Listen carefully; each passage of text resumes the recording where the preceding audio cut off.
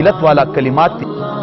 علامہ شامی رحمت الله تعالی علیه لیکلی دي چې کله یو سړی وفات شي او هغه له غسل ورکړی شي او مطلب چې هغه په ټنډه باندې د بسم الله الرحمن الرحیم ولیکلی شي او دا هغه په سینه باندې د لا اله الا الله محمد رسول الله صلی الله علیه وسلم ولیکلی شي.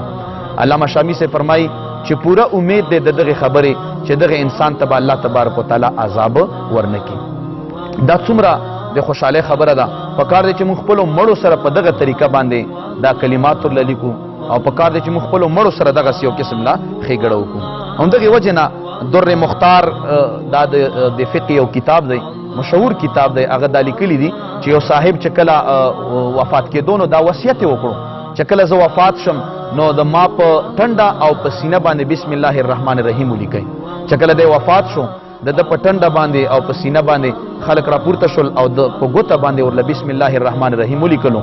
څه وخت بعد چا په خوب کې ولیدو تپوس ته کوي چې الله پاک در سره څه معامله وکړه. دی ورته په جواب کې چې زه خو ډېر بد عمله وم، بد کرداره وم، د عذاب فرشتې قبر له راغلی او مال عذاب راکول وغوښتل او په دغه دوران کې چې وې کتل نو فرشتو خپل منځ کې سره وویل چې د په سینه او د په ټنډه باندې خو بسم الله الرحمن الرحیم لیکل شوي، لہذا موږ دله عذاب نشو ورکولی. محترم ناظرینو او کتونکو دا د بسم الله الرحمن الرحیم برکت